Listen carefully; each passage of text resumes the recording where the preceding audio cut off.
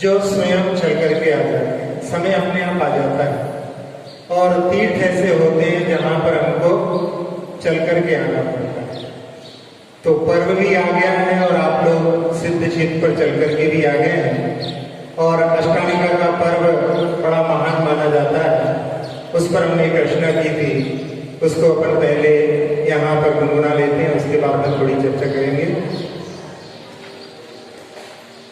पर्व अष्टांगिक आया, धन्य हुए पाकर, पर्व अष्टांगिक आया, धन्य हुए पाकर, सिद्ध चक्र मंडल की पूजा रचा कर।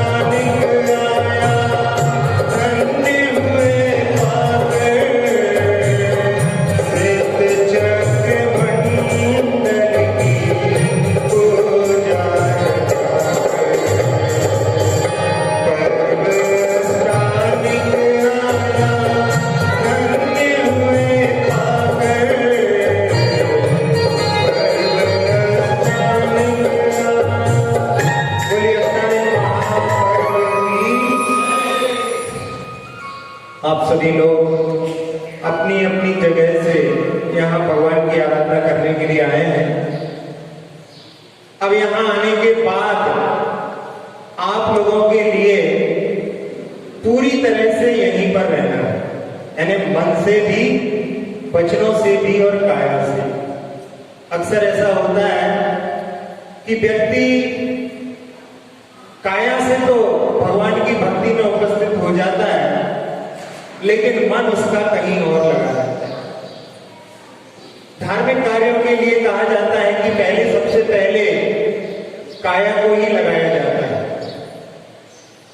अनादिकाल से विषयों की ऐसी परंपरा, संस्कार पड़े हुए हैं कि सबसे पहले विषयों में मन चला जाता है, बाद में अपन वचनों से बोलते हैं और काया को बाद में लेकर के जाते हैं। कहीं कोई टूरिस्ट प्लेस पर घूमने जाना हो, कोई फिल्मी कलाकार को देखने जाना हो, तो सबसे पहले मन वहां जाता है और किसी से बोलते हैं कि चलो वहां पर, और स्वयं भी बाद में वहां पहुंच जाते हैं।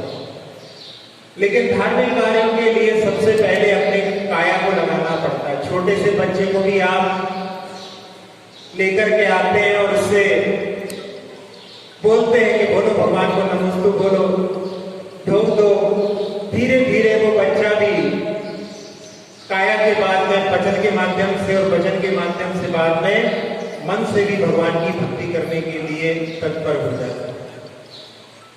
तो यहाँ आप लोग काया से तो आ चुके हैं, लेकिन मन से भी, यदि कई लोगों के जैसे वर्क फ्रॉम होम चल रहा है या मोबाइल पर भी वहां पर बिजनेस आदि चलते रहते हैं, लेकिन कम से कम जितनी देर तक आप आराधना कर रहे हैं उतनी देर तक अपने मोबाइल के जो है संबंध डिस्कनेक्ट कर ले तो ज्यादा अच्छी तरह से आप लोग आराधना कर सकते हैं। कई बार ऐसा होता है कि व्यक्ति अपने अपने घरों में रह करके भी वहां पर भगवान की आराधना कर रहा होता है। आपको भी बहुत सारे लोग ऐसे होंगे जो वहां पर, यदि घर में दुकान पर भी बैठे होंगे, घर में खाना भी बना रहे होंगे, लेकिन वहां पर सोच रहे होंगे कि देखो वो लोग वहां पर भगवान की आराधना कर रहे होंगे, तो वो वहां पर अभी भगवान की आराधना में तत्पर है। लेकिन यदि हम यहाँ पर भी सोच रहे हैं कि अभी वो दुकान खोलने जा रहे होंगे, अभी खाना खा रहे होंगे, तो अभी भी हम वहीं पर हैं।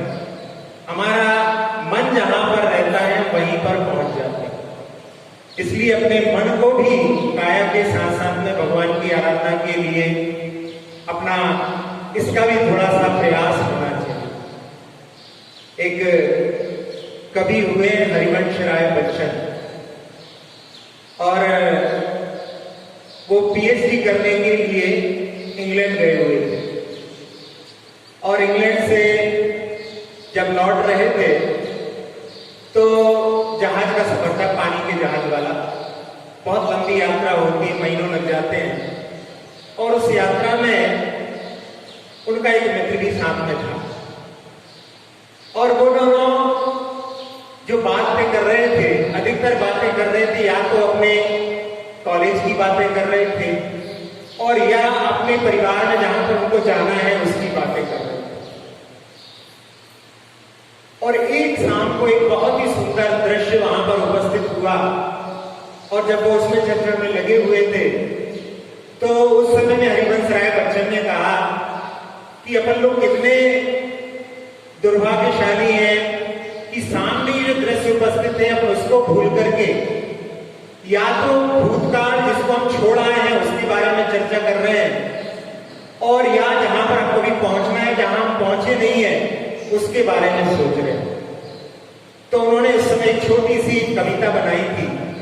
वैसे तो बड़े कवि थे, लेकिन छोटी कविता भी बड़ी मार्के की रहती है, और बहुत छोटी सी है, आप लोग भी याद कर सकते हैं, 2 पंक्ति की कविता है। वो अपने लिए एक मंत्र भी बन सकती है यदि अपन वर्तमान में रहना चाहिए। ये केवल आराधना के लिए ही नहीं, हर काम के लिए। बच्चे भी पढ़ रहे हैं, उस समय में पूरा अपना 100% पढ़ाई के लिए दें। जब खेल रहे हो तो खेलने के लिए दें। तो हर काम में हम परफेक्शन को प्राप्त कर सकते हैं, लेकिन हम मन से कहीं हैं और काय से कहीं और हैं, वचन से कहीं और हैं, तो फिर हमारा कोई भी कार्य अच्छी तरह से संपन्न नहीं हो सकता। तो कविता छोटी सी उन्होंने कि जो बीत गई सो बात गई, जिस जगह को छोड़ करके आ रहे हैं उसको जो है कि बीत गई वाली बात को ध्यान में रख करके और जो आई नहीं छू पाई नहीं, यानी जहां पर हम अभी पहुंचे नहीं है उसके लिए हमें भी क्या सोचना। इसलिए हमें वर्तमान में रहना है, तो भूतकाल को भी भुलाना है और आगे भविष्य की कल्पनाओं से भी अपने को दूर रहना है। सिद्ध भगवान की आराधना में हम इस प्रकार से भी तत्पर होंगे तो हम बहुत अच्छी तरह से भगवान की आराधना कर सकते हैं। इंग्लिश में कहते हैं कि पास्ट इज डेड, भूतकाल को पास्ट बोला जाता है, और पास्ट यानी भूतकाल जो निकल चुका है, भूत हो चुका है, बन चुका है। Past is dead, future is unborn, अभी फ्यूचर का जन्म नहीं हुआ है, अभी वो गर्भ में है।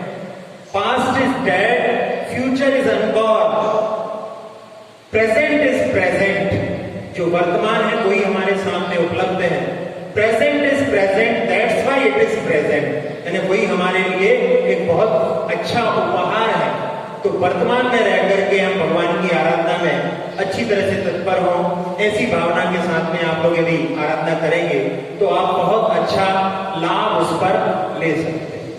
अब यहाँ भगवान की आराधना कर रहे हैं जिसमें कई बार आपको अर्घ चढ़ाना पड़ेगा। बीच की पंक्तियां जो आएंगी वो पंक्तियां तो केवल अपने मन को लगाने के लिए है, बाद में जो अर्घ चढ़ाया जाता है वो मूल तो अर्घ है। उस अर्घ में अपने लिए बार बार जो है लौट करके, कई बार होगा संगीतकार आपको संगीत की लहरियों में कहीं से कहीं पहुंचा देंगे, वो अर्घ बार बार आपको लौटा के लेकर के आएगा कि नहीं हमको यहीं पर वापस भगवान के चरणों में लौट करके आना है। श्रावक का मन इतना चंचल होता है कि 9 बार नमोकार मंत्र भी वो बिना ध्यान के इधर उधर जाए हुए पढ़ने में समर्थ नहीं है। इसलिए पूजा के माध्यम से बार बार अपने मन को जहां भी अर्थ बोला जाता है वापस लौट करके भगवान के पास में आने के लिए हमें ये मंत्र प्रेरणा देता है। तो इस प्रकार से आप अपने मन को जो है भगवान के चरणों में बार बार जोड़ते रहे, नहीं तो कहीं से कहीं पहुंच करके हम जिस लक्ष्य के लिए यहाँ पर आए हैं उससे वंचित रह सकते हैं। ऐसे यदि आप भगवान की आराधना करेंगे तो बहुत कुछ लाभ आप भगवान की आराधना का यहाँ पर उठा सकते हैं। ये भगवान की आराधना जो मैना सुंदरी ने की और उसके माध्यम से कैसा फल प्राप्त किया, आप सभी लोग इससे परिचित हैं। ज्यादा ना कह करके मैं बस केवल ये कहता हूं कि यहाँ पर आप अपनी भक्ति को इतनी तल्लीनता के साथ में जोड़ लें, रात्रि में सोते समय में भी अपने लिए कि केवल हमें उठ करके प्रातः काल में फिर पुनः भगवान की भक्ति के लिए ही जाना है। ये 8 दिन हमें भगवान की भक्ति के लिए समर्पण करना है।